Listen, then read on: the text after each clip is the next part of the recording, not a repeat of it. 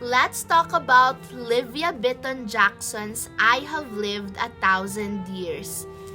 They say a child's understanding can be quite limited due to his innocence.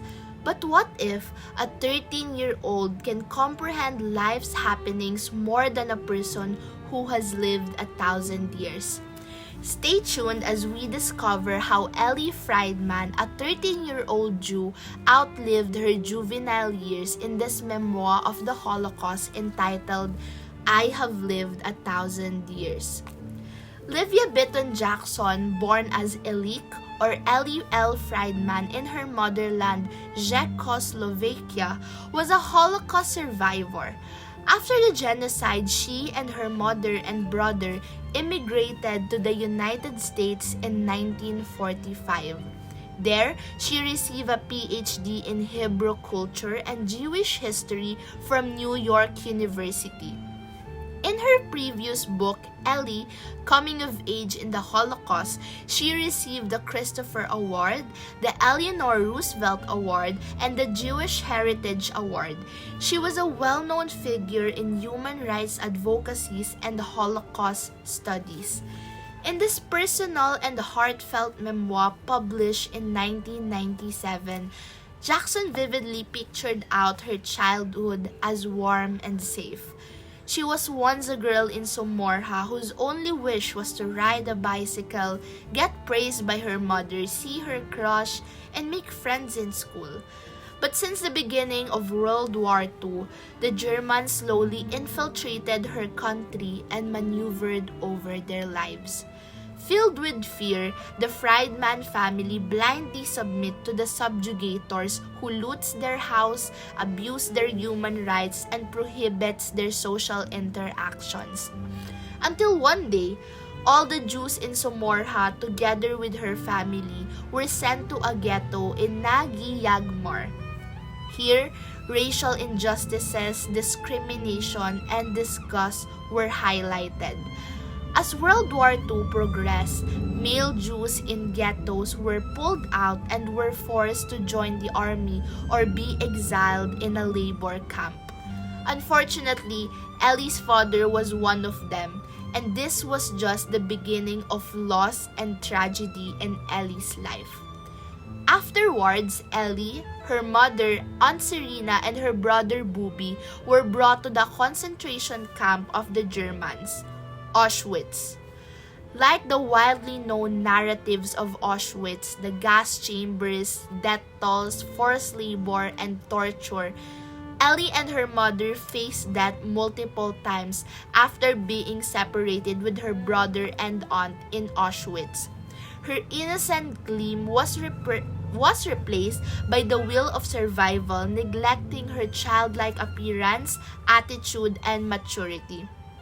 Fast forward to the latter end of the World War II, Elli and her mother were reunited with Bubi together when they escaped Auschwitz, like passing through a needle.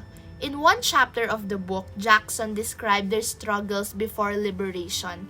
Gun bullets rained in the sky, their fellow Jews were shot indescribably, they were beside dead bodies, and they suffered in extreme starvation.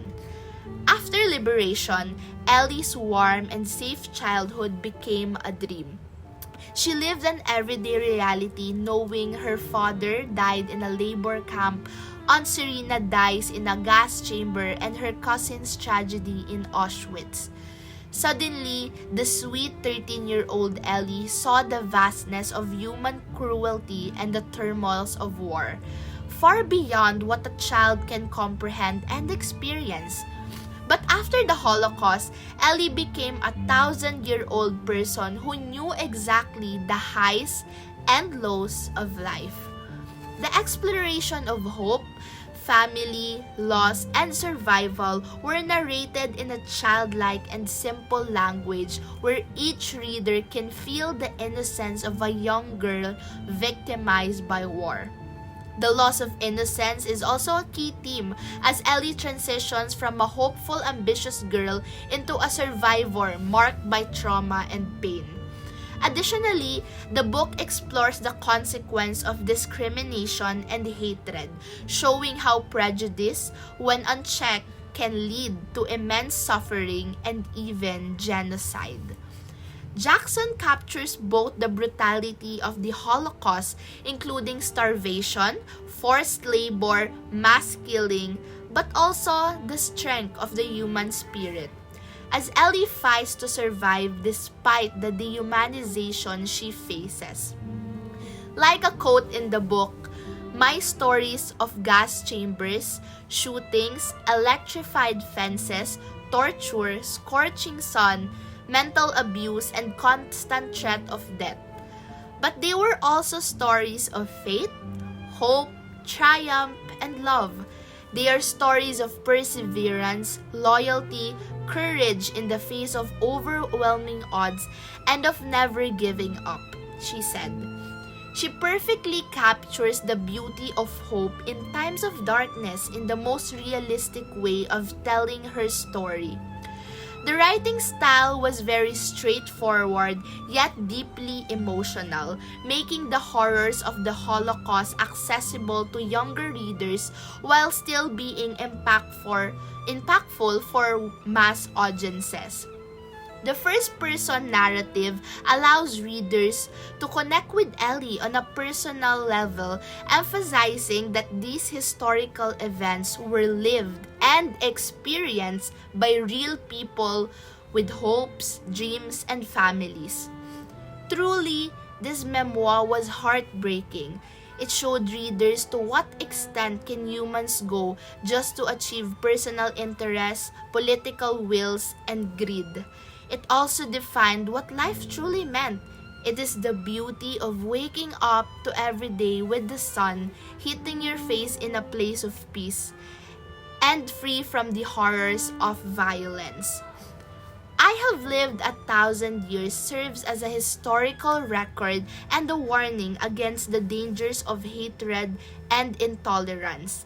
It reminds readers of the importance of remembering history so that such violence and genocide can never be repeated, making it a vital book for Holocaust education and discussion on human rights.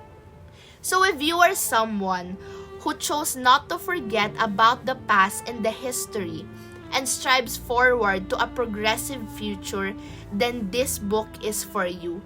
Discover firsthand how Elli survived a tragedy that was beyond what her age can fathom. Truly, it showed us that human spirit and human will can surpass the odds and even the wars of life. So I highly recommend this book, and may this book serves as a reminder for all of us that genocide, violence, or even the slightest hurt that you perpetuate to others can severely impact their lives, and that a single bit of knowledge and a single bit of truth can change a country, can change the world. So let us all delve into the life of Elli Friedman in this memoir of the Holocaust entitled "I Have Lived 1,000 Years." Thank you for stopping by and listening to this book review, and I hope you learned another story of survival, love, and tragedy. Thank you.